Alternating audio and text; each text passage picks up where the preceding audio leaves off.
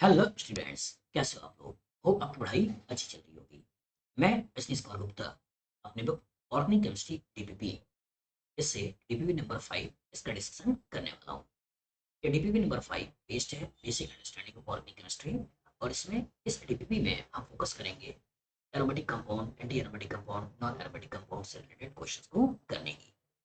चलिए, पहला क्वेश्चन आपसे कह रहा है which of the following is an alicyclic compound. चलिए सोचते हैं एलिसाइक्लिक कंपाउंड होते क्या है। ये जो पर्टिकुलर नाम आया है, ये नाम कहाँ से आया है? एलिसाइक्लिक, इसका मतलब क्या होता है? Aliphatic plus cyclic. एलिसाइक्लिक दो चीजों मिलकर बना है। ये क्या है? Aliphatic, aliphatic. और दूसरा क्या है? साइक्लिक। कि साइक्लिक एलिफेटिक कंपाउंड को बोलते हैं एलिसाइक्लिक कंपाउंड्स हैं। अब क्वेश्चन आता है, सर ये एलिफेटिक क्या होते हैं? एलिफेटिक जैसे alkyne, alkyne, alkyne, alcohol, aldehyde, ketone, carboxylic acid, ये सब है क्या? एलिफेटिक। और तो एसाइक्लिक कंपाउंड को नॉर्मली हम जो बोल देते हैं वो क्या होता है? एलिफेटिक। लेकिन नहीं, अगर एलिफेटिक कंपाउंड साइक्लिक हो जाए इसको बोलते क्या है? एलिसाइक्लिक। मतलब अगर आपको ऑर्गेनिक कंपाउंड को क्लासिफाई करना हो, अगर ऑर्गेनिक कंपाउंड को अगर आपको क्लासिफाई करना हो तो दो तरह से क्लासिफाई कर सकते हो। एक जिसको बोलते हैं ए साइक्लिक, ए साइक्लिक। और दूसरा जिसको कह सकते हो साइक्लिक। ठीक है, इसी साइक्लिक को नॉर्मली में एलिफेटिक कह देते हैं। ये साइक्लिक फर्दर कैटेगराइज करें तो कैटेगराइज करें तो क्या कहना है? एलिसाइक्लिक। पहला कौन सा है? एलिसाइक्लिक। दूसरा कौन सा है? एरोमेटिक। और तीसरा कौन सा है? Anti aromatic, anti aromatic. बस में आगे। तो अगर वो कह रहा है कि एलिसाइक्लिक मतलब साइक्लिक हो और एरोमेटिक एंटी एरोमेटिक ना हो तो इन जनरल कह सकते हो कि एलिसाइक्लिक है। ये एलिफेटिक तो है लेकिन एलिसाइक्लिक नहीं है। ये एरोमेटिक है, ये एरोमेटिक है। और ये ध्यान से देखो sp3, sp3 कार्बन है। दैट मीन्स ये आपका एलिसाइक्लिक है। अब क्वेश्चन है सर एरोमेटिक और एंटी एरोमेटिक को कैसे कैटेगराइज किया? तो कोई भी सिस्टम साइक्लिक है, साइकिल बनाने वाला हर एक एटम sp2 है या sp है, मॉलिक्यूल का शेप प्लानर है और total number pi electron 4n+2 को फॉलो कर रहा है, दैट मींस एरोमेटिक है। इसमें ये मैटर नहीं करता है कि ऑक्सीजन है, कार्बन है, नाइट्रोजन है, सल्फर है। ठीक है, होमोसाइक्लिक है, हेट्रोसाइक्लिक है, इसके चक्कर में नहीं पड़ना है। सिस्टम साइक्लिक है, sp2 है, प्लानर है, 4n+2 को फॉलो कर रहा है, दैट मींस एरोमेटिक है। ठीक है। चलिए, एंटी एरोमेटिक क्या है? सिस्टम साइक्लिक हो, sp2 हो, प्लानर हो, इन 4n पाई इलेक्ट्रॉन को फॉलो करे तो क्या है? एंटी एरोमेटिक है। और यहाँ देखो 2 4 6, इसलिए मैंने बोला एरोमेटिक है। अब यहाँ ऑक्सीजन का 2 इलेक्ट्रॉन यानी कि रेजोनेंस इन्वॉल्व होगा, तो इसका मतलब ये भी इलेक्ट्रॉन गिनने हैं, 2 4 6, ये भी एरोमेटिक है। चलिए, दूसरा दूसरा क्वेश्चन कह रहा है which molecule is not planar in shape. अब ये इंफॉर्मेशन आपको याद रखना चाहिए कि नॉर्मली बच्चे के दिमाग बैठता बैठा होता है कि अगर sp2 हाइब्रिडेशन है तो इसका मतलब शेप प्लानर है। लेकिन ये दुनिया गलत है। सही दुनिया क्या है? कि सही दुनिया है कि अगर कोई सिस्टम प्लानर है, इस प्लानरिटी को समझाने का तरीका होता है sp2 हाइब्रिडेशन। अच्छी तरह दिमाग बैठा लीजिएगा कि sp2 होगा तो कोई जरूरी नहीं है कि प्लानर होगा, लेकिन प्लानर है तो हमेशा हमेशा sp2 हाइब्रिडेशन ही होगा। इनडायरेक्टली हाइब्रिडेशन का कॉन्सेप्ट दिया, तो हाइड्रोजन के कॉन्सेप्ट में है क्या? Hybridisation is a mathematical approach to explain shape of any atom in a molecule. Hybridisation है कि एटॉमिक ऑर्बिटल ओवरलैपिंग ही तो है। और एटॉमिक ऑर्बिटल क्या है? श्रोडिंगर इक्वेशन का मैथमेटिकल इक्वेशन है, उसी का सॉल्यूशन ऑर्बिटल है। तो मैथमेटिकल इक्वेशन श्रोडिंगर इक्वेशन का सॉल्यूशन ऑर्बिटल और ऑर्बिटल के इंटरमिक्सिंग कॉन्सेप्ट क्या है? Hybridisation. So that means hybridization is a mathematical approach to explain shape of any atom in a molecule. इसलिए अगर प्लानर शेप है समझाने के तरीके sp2 ये सही है। तो इन जनरल अगर sp2 हाइब्रिडेशन मतलब प्लानर, इन जनरल मतलब sp2 हाइब्रिडेशन मतलब प्लानर, लेकिन आपके लेवल में दो ऐसे मॉलिक्यूल हैं जिसमें हर कार्बन का हाइब्रिडेशन sp2 है लेकिन शेप प्लानर नहीं है। उसमें एक ये सी वाला जिसको बोलते हैं साइक्लोऑक्टेटेट्राईन, ये टब शेप्ड होता है। मतलब इसको ऐसे सोचो, इसकी कहानी कुछ ऐसी होती है, ऐसी होती है। इसको यहाँ से मिला दो और मिलाते हुए ये डबल बॉन्ड, ये डबल बॉन्ड, ये डबल बॉन्ड, ये डबल बॉन्ड, ऐसे सोच लो। ये टब शिफ्ट होता है, प्लानर नहीं होता है। और दूसरा आपको याद रखना है 10 एनोलीन। दूसरा दिमाग में क्या रखना है? 10 एनोलीन। अब ये जो मॉलिक्यूल है ये भी आपके लेवल पर नॉन प्लानर है। यहाँ और यहाँ जो हाइड्रोजन है वही कहने के प्लेन को डिस्टर्ब करते हैं, ओवरऑल प्लानर नहीं होते हैं। तो आपके लेवल में दो स्ट्रक्चर याद रखने चाहिए कि साइक्लोऑक्टेटेट्राईन और 10 एनोलीन ये दोनों प्लानर नहीं है। और बाकी अगर sp2 हाइब्रिडेशन है तो आपके लेवल पे वो सारे के सारे प्लानर होते हैं। ये जो क्वेश्चन कह रहा है कि नॉट प्लानर इन सी, हमारा आंसर हो जाता है सी। तीसरा कह रहा है कि विच molecule is heterocyclic in nature, heterocyclic in nature. अब इसका क्या मतलब हुआ? साइक्लिक कंपाउंड दो तरह के होते हैं। साइक्लिक कंपाउंड अगर बात करते हैं तो दो तरह के होते हैं। एक जिसको बोलते हैं होमोसाइक्लिक, एक जिसको क्या बोलना है होमोसाइक्लिक, और दूसरा जिसको नाम देते हैं, वो नाम क्या देते हैं हेट्रोसाइक्लिक। और होमोसाइक्लिक क्या है? होमोसाइक्लिक ऐसा साइक्लिक कंपाउंड जिसमें साइकिल बनाने वाला हर एक एटम कार्बन का होता है, इसको क्या बोलते हैं होमोसाइक्लिक। और हेट्रोसाइक्लिक क्या है कि हेट्रोसाइक्लिक ऐसे कंपाउंड है जिसमें साइकिल बनाने वाला एटम कार्बन तो है लेकिन साथ में नाइट्रोजन, ऑक्सीजन, सल्फर ये सब भी लगे हैं। तो अगर कार्बन के अलावा कोई दूसरा एटम साइकिल का पार्ट है तो इस तरह कंपाउंड को बोलते हैं हेट्रोसाइक्लिक। और साइकिल बनाने वाला हर एक एटम कार्बन है, इसको बोलते हैं होमोसाइक्लिक। बाहर क्या लगा हुआ है उससे हमारा लेना देना नहीं है।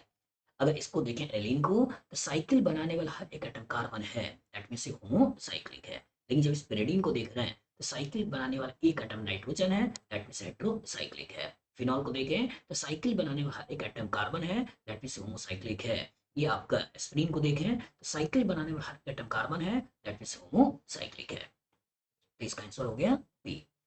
और चौथा कह रहा है which compound is anti aromatic in nature. Anti aromatic in nature तो कॉन्सेप्ट क्या है? सिस्टम साइक्लिक होना चाहिए, साइकिल बनाने वाला हर एटम sp2 या sp होना चाहिए, मॉलिक्यूल का शिफ्ट प्लानर होना चाहिए, और टोटल पर पाई इलेक्ट्रॉन 4n पाई को फॉलो करना चाहिए। तो अगर 4n पाई को फॉलो करता है तो एंटी एरोमेटिक है, और 4n+2 को पाई फॉलो करता है दैट मीन्स एरोमेटिक है। यहाँ देखो एक और एक दो दो पाई इलेक्ट्रॉन है, सिस्टम साइक्लिक है, sp2 है, पाई प्लानर है, और टोटल नंबर पाई इलेक्ट्रॉन 2 है। 2 है मतलब 4n+2 को फॉलो कर रहा है। n की वैल्यू 0 कर दें तो 0 करते थे 0 + 2 2, मतलब ये आपका एरोमेटिक है। लेकिन ध्यान से इसको देखो, यहाँ पे दो ये और दो ये, टोटल पाई इलेक्ट्रॉन्स कितने हो गए? 4। तो अगर n की वैल्यू 1 कर दें इलेक्ट्रॉन्स हो जाते हैं 4। तो सिस्टम साइक्लिक है, sp2 है, प्लानर है, 4n को फॉलो कर रहा है, दैट मींस एंटी एरोमेटिक है। यहाँ बेंजीन को देखो तो 1 2 3 4 5 6 सिस्टम साइक्लिक है, sp2 है, प्लानर है, और 4n+2 को फॉलो कर रहा है। n की वैल्यू 1 कर दें तो 4 और 2 6, दैट मींस ये एरोमेटिक है। अब यहाँ अच्छी तरह दिमाग में बैठा लीजिएगा कि कभी A double bond B C के पास नेगेटिव चार्ज होता है तो नेगेटिव चार्ज रेजोनेंस में इन्वॉल्व होता है। और जब रेजोनेंस में इन्वॉल्व होता है तो इसके कोरस्पॉन्डिंग कुछ इस तरह का स्ट्रक्चर बनता है। और इस तरह का स्ट्रक्चर बनता है कि नेगेटिव चार्ज पाई बॉन्ड का फॉर्मेशन कर रहा है, तो इसे पाई इलेक्ट्रॉन ग्रुप में गिनना है। तो दो ये और दो ये, इस तरह के सिस्टम में बोलना क्या है? दो और दो चार इलेक्ट्रॉन। तो यहाँ क्या है? 1 2 3 4, ये तो पाई इलेक्ट्रॉन है ही, ये भी पाई बॉन्ड बना रहा है, तो इसे भी तो गिनना है। तो 2 4 6, दैट मींस ये भी कैसा है? एरोमेटिक है। तो जो एंटी एरोमेटिक है वो हमारा आंसर कौन सा हो गया? बी। पांचवा पांचवा क्वेश्चन कह रहा है which molecule is aromatic in nature. Aromatic in nature तभी मैंने बोला सिस्टम साइक्लिक हो, हर एक एटम का हाइब्रिडेशन sp2 हो जिसने साइकिल बना रखी है, तीसरा मॉलिक्यूल का शेप ओवर प्लेनर हो, कभी एक से ज्यादा साइकिल हो, कम से कम एक रिंग के अंदर ये कहानियां होनी चाहिए, और चौथा टोटल पर पाई इलेक्ट्रॉन 4n+2 को फॉलो करे, दैट मींस कंपाउंड एरोमेटिक है। ठीक है, चलिए देखते हैं। सिस्टम साइक्लिक है, sp2 है, प्लानर है, लेकिन पाई इलेक्ट्रॉन केवल 4 हैं, दैट मींस एंटी एरोमेटिक है। लेकिन ये सिस्टम साइक्लिक है, sp2 है, प्लानर है, और पाई इलेक्ट्रॉन का नंबर 2 4 6 है, दैट मींस एरोमेटिक है।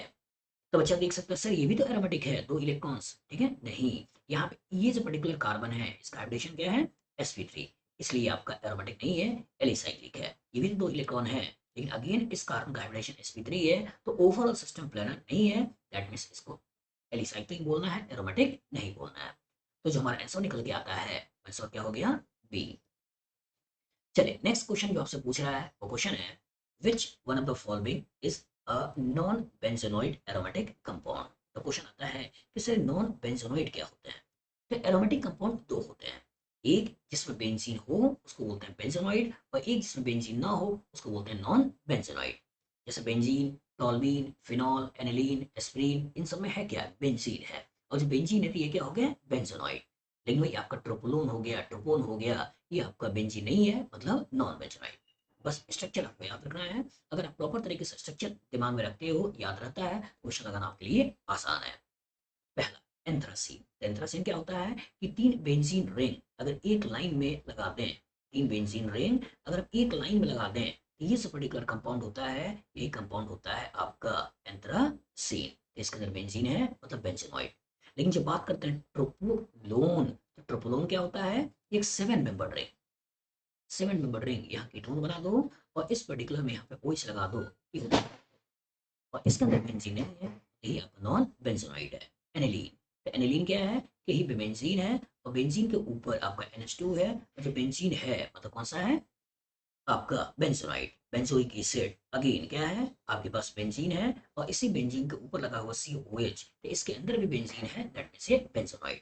तो जो नॉन बेंजोनाइड है वो कौन सा है, एटीपीज को करने के साथ साथ जो कॉमन नेम यहाँ पे आए हैं उस तरीके इसे प्रॉपर तरीके से याद कर लीजिएगा, क्योंकि ऑर्गेनिक केमिस्ट्री की ब्यूटी है कि कॉन्सेप्ट के साथ कुछ इन्फॉर्मेशन भी बच्चों को प्रॉपर तरीके से आना चाहिए।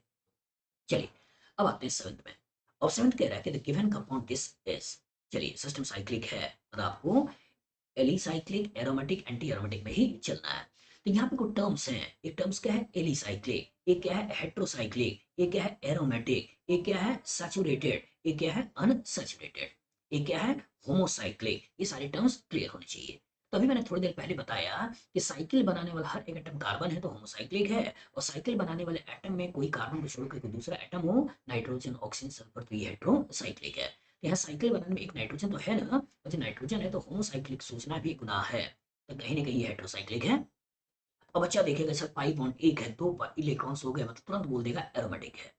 लेकिन दिक्कत क्या है, दिक्कत ये है कि ये कार्बन आपका sp3 है, ये कार्बन आपका sp3 है, और जो sp3 है तो इसका मतलब ये एरोमेटिक एंटी एरोमेटिक तो है नहीं, और जो एरोमेटिक एंटी एरोमेटिक तो है नहीं, तो कहानी है क्या, एलिसाइक्लिक हेट्रोसाइक्लिक, आंसर हो जाता है ए। एरोमेटिक अच्छी तरह दिमाग में डाल लीजिएगा, ये मॉलिक्यूल अलग है और ये मॉलिक्यूल अलग है। कभी कहानी में ऐसा किरदार आ जाए, ऐसा किरदार आ जाए, तो इसे जो नाम देते हैं वो बोलते हैं पायरॉल। तो जब डबल बॉन्ड दो होते हैं तो पायरॉल है, इन डबल बॉन्ड एक होते हैं तो पायरॉल नहीं है। बस में आगे दोनों का अंतर क्लियर कर लो, ये एरोमेटिक है। क्यों, क्योंकि सिस्टम साइक्लिक है, sp2 है, प्लानर है, 4n+2 को फॉलो कर रहा है, ये एरोमेटिक है। लेकिन यहाँ sp3 होने के कारण ये कंपाउंड एरोमेटिक नहीं है। नेक्स्ट क्वेश्चन आपसे जो कह रहा है, क्वेश्चन कह रहा है कि the radical this benzyl free radical दे रहा है इस एरोमेटिक बिकॉज, मतलब हमें केवल ही तो देखना है कि सिस्टम को साइक्लिक होना है, साइकिल बनाने वाला हर एक एटम sp2 होना है, मॉलिक्यूल का सेट प्लानर होना है, और पाई इलेक्ट्रॉन का नंबर 4n+2 को फॉलो करना है। ऊपर क्या लगा है इससे कोई लेना नहीं है, कार्बोकेटाइन हो, फ्री रेडिकल हो, कार्बेनाइन हो, OH हो, NH2 हो, इससे कोई मतलब नहीं है। हमारा सारा का सारा फोकस यहाँ होना चाहिए बेंजीन पर, और जब बेंजीन पे होना चाहिए तो जो बेंजीन को खोलेंगे तो हम क्या देखेंगे कि बेंजीन का ये एक एक पी ऑर्बिटल्स हैं, और इन्हीं पी ऑर्बिटल्स में कहीं ना कहीं आपने एक एक इलेक्ट्रॉन दे रखा है, ये एक एक इलेक्ट्रॉन दे रखा है, और जो एक एक इलेक्ट्रॉन दे रखा है इसी की वजह से सिस्टम एरोमेटिक है। तो 6p ऑर्बिटल सोचना है और 6 अनपेयर्ड इलेक्ट्रॉन सोचना है, तो हमारा आंसर निकल जाता है, आंसर क्या है ए। अब क्वेश्चन आएगा सर यहाँ का जो है, यहाँ का जो कार्बन है और इसके पास जो ऑर्बिटल है इसके पास एक इलेक्ट्रॉन है, क्या इसको गिने या ना गिने, ना गिने। हमारा सारा फोकस इसके कारण है। अगर ये कार्बोकेटाइन होता तो भी एरोमेटिक होता, फ्री रेडिकल है तो भी एरोमेटिक है, कार्बेनाइन होता तो भी एरोमेटिक होगा। अगर यहाँ OH लगा दें, NH2 लगा दें, एसिड लगा दें, कुछ भी लगा दें, तो आपको केवल और केवल इसकी वजह से कंपाउंड का एरोमेटिक ही बोलना है। नेक्स्ट क्वेश्चन आपसे पूछ रहा है कि विच of the following molecule in pure form is unstable, कौन अनस्टेबल है एट रूम टेम्परेचर। तो कौन होते हैं अनस्टेबल, जो एंटी एरोमेटिक होते हैं। और जो एंटी एरोमेटिक होते हैं अगर वो अनस्टेबल होते हैं तो एंटी एरोमेटिक होते क्या हैं, सिस्टम साइक्लिक, sp2 प्लानर और 4n पाई इलेक्ट्रॉन।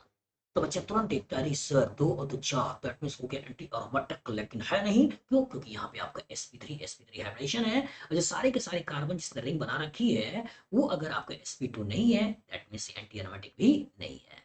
बस में आ गई। यहाँ यहाँ का नाइट्रोजन का लोन पेयर रेजोनेंस में नहीं होता है, A 2 4 2 6 ये भी आपका कौन सा है, एरोमेटिक है, भूल जाइए। लेकिन इसको सोचिए, अगर इसको तोड़ दिया जाए, तोड़ के पॉजिटिव चार्ज बना दें, तो सिस्टम साइक्लिक है, sp2 है, प्लानर है, दो और दो चार पाई इलेक्ट्रॉन है, दैट मींस एंटी एरोमेटिक है, यही हमारा आंसर है। इसको तोड़ दें, तो इसको तोड़ दें तो पॉजिटिव बन गया, 2 4 6 ये आपका एरोमेटिक है। तो क्वेश्चन अगर आपसे पूछता है कि कौन प्योर फॉर्म अनस्टेबल है एट रूम टेम्परेचर, तो इनडायरेक्टली आपसे पूछ रहा है कि क्या आपको एंटी एरोमेटिक का कॉन्सेप्ट आता है या नहीं आता है। तो anti aromatic compound normally unstable होते हैं रूम टेम्परेचर पे, इसलिए एनसीईआरटी बुक में आपका क्लासिफिकेशन करते समय उसने एसाइक्लिक, साइक्लिक और साइक्लिक में एलिसाइक्लिक और एरोमेटिक भी दिया है, एंटी एरोमेटिक नहीं दिया है। लेकिन याद रखिएगा आईटी ने अपने पास्ट के पेपर में 2013 में इस कॉन्सेप्ट का यूज किया है, और जब आईटी पूछ चुका है तो मेडिकल के लिए तैयार रहिए, ये भी क्वेश्चन पूछ सकता है। लास्ट क्वेश्चन आपसे कह रहा है which of the following is not a benzenoid aromatic compound, जिसमें बेंजीन नहीं है। अगेन वो दे रहा है कुछ कॉमन नेम, जो कॉमन नेम दिया है तो आपको स्ट्रक्चर प्रॉपर तरीके से आना चाहिए। कोरोना में आपने पैरासिटामोल का, एस्प्रिन का, आपने बार बार स्कॉर्बिक एसिड का बार बार नाम सुना होगा। स्कॉर्बिक एसिड को ही विटामिन सी भी कहते हैं। तो पैरासिटामोल सर दर्द की, बुखार की दवा है, एस्प्रिन भी बुखार की, सर दर्द की दवा है, आपको प्रॉपर तरीके से आना चाहिए। विटामिन सी, स्कॉर्बिक एसिड आना चाहिए। तो पैरासिटामोल का जो स्ट्रक्चर होता है, इस पैरासिटामोल के स्ट्रक्चर में क्या है, आपका बेंजीन है, यहीं पे आप लगा दो OH, और यहाँ हो जाता है आपका NH, और ये CO, और ये CH3। इसके अंदर बेंजीन है, मतलब बेंजेनॉइड। एस्प्रिन, तो एस्प्रिन का क्या स्ट्रक्चर है, ये आपने बना दिया बेंजीन, यहाँ लगा दिया COOH, और यहाँ कर दिया आपका OCOCH3, ये आपका एस्प्रिन। इसके अंदर भी बेंजीन है, मतलब बेंजेनॉइड। सिनेमिक एसिड, आईटीन एडवांस में 2013 2018, ठीक है, बार बार कॉम्प्रिहेंशन पूछा है, तो आप प्रॉपर तरीके दिमाग में बैठाइए। ये जो पर्टिकुलर मॉलिक्यूल है, ये मॉलिक्यूल क्या है, सिनेमिक एसिड, इसमें बेंजीन है। लेकिन एस्कॉर्बिक एसिड, एस्कॉर्बिक एसिड क्या होता है, एक 5 मेंबर्ड रिंग, 5 मेंबर्ड रिंग, यहाँ डबल बॉन्ड, यहाँ पे आपका OH, यहाँ भी आपका OH, और यहाँ 2 कार्बन बढ़ाकर यहाँ भी OH, और ये OH, और इस पर्टिकुलर में आपका CO। ये जो पर्टिकुलर कंपाउंड है, इसको बोलते हैं एस्कॉर्बिक एसिड, विटामिन सी। और ध्यान से देखो, इसमें बेंजीन नहीं है, और जब बेंजीन नहीं है that means a non benzenoid. तो होप ये 10 जो क्वेश्चन डीपीपीज के हैं, वो आपके कॉन्सेप्ट को पूरी तरीके से निखार रहे होंगे। तो इसी तरीके से ऑर्गेनिक केमिस्ट्री को कंसेप्चुअली हमने इस डीपीपीज के अंदर डाल रखा है, जो 80 डीपीपीज हैं। और इस 80 डीपीपीज के कॉरस्पॉन्डिंग पूरी ऑर्गेनिक केमिस्ट्री एक बहुत ही सीक्वेंस में आपको करने को मिलते हैं। सीक्वेंस आपको एक बार मैं समझा दूं, तो शुरू के 5 डीपीपीज जो आपने अभी तक देखा है, वो बेसिक अंडरस्टैंडिंग के ऊपर बेस्ड था। अगला 5 डीपीपीज जो आप देखोगे, वो नॉमेनक्लेचर के ऊपर बेस्ड है। अगला 5 डीपीपीज स्ट्रक्चरल और ज्योमेट्रिकल आइसोमेरिज्म के ऊपर बेस्ड है। अगला 5 डीपीपीज ऑप्टिकल कन्फॉर्मेशनल आइसोमेरिज्म के ऊपर बेस्ड है। अगले 5 DPPs electronic effect, resonance hyper conjugation, inductive effect, reaction intermediates के ऊपर बेस्ड हैं। अगले 5 डीपीपीज आपका एसिड बेस और फिजिबिलिटी ऑफ रिएक्शन के ऊपर बेस्ड हैं। उसके बाद अगले 5 डीपीपीज आपको अल्कीन अल्काइन के रिएक्शन के ऊपर बेस्ड हैं। अगले 5 डीपीपीज ऑक्सीडेशन रिडक्शन अल्कीन्स के ऊपर बेस्ड हैं। अगले 5 डीपीपीज एरोमेटिक हाइड्रोकार्बन के ऊपर बेस्ड हैं। और अगले 5 डीपीपीज आपका aryl right phenol aniline diazonium salt के ऊपर बेस्ड है। अगला 5 डीपीपीज आपका SN1 SN2 SNI रिएक्शन के ऊपर बेस्ड है। अगला 5 DPPs E1 E2 E1 CB reaction के ऊपर बेस्ड है। मतलब ये पर्टिकुलर आपका अल्काइल हाइड, अल्कोहल, ईथर और एलिफेटिक अमीन्स को भी कवर करता है। अगला 5 डीपीपीज आपके एल्डिहाइड कीटोन के ऊपर बेस्ड है। अगला 5 DPPs aldehyde ketone carboxylic acid और उनके कुछ नेम रिएक्शन के ऊपर बेस्ड है। अगले 5 डीपीपीज आपका कार्बोहाइड्रेट के ऊपर बेस्ड है। और अगले 5 DPPs amino acid polymer chemistry everyday life और फिजिकल प्रॉपर्टीज के ऊपर बेस्ड है। along with that, इस बुक के अंदर जो इन्फॉर्मेशन हो सकते हैं, जैसे कॉमन नेम अभी आ गया और बार बार आएगा, वो भी आपको प्रॉपर तरीके से मिलते हैं। पॉलीमर के स्ट्रक्चर्स, मोनोमर जो बार बार आते रहते हैं, प्रॉपर तरीके से मिलते हैं। अमीनो एसिड के स्ट्रक्चर्स जो बार बार आपको याद रखने होते हैं, वो भी प्रॉपर तरीके से मिलते हैं। इसके साथ साथ लास्ट में देखोगे तो की नोट्स हैं। की नोट्स मतलब हर एक रिएक्शन का कुछ बेसिक चीजें होती हैं जो आपको प्रॉपर तरीके से दिमाग में बैठाना है। जैसे अगर बात करता हूँ इन रिएक्शंस की, तो आपको अच्छी तरीके से यहाँ दिखता है कि अगर मैं इलेक्ट्रोफिलिक एडिशन रिएक्शन की बात करूं, तो क्या क्या की पॉइंट्स हैं जो आपको दिमाग में बैठाना है।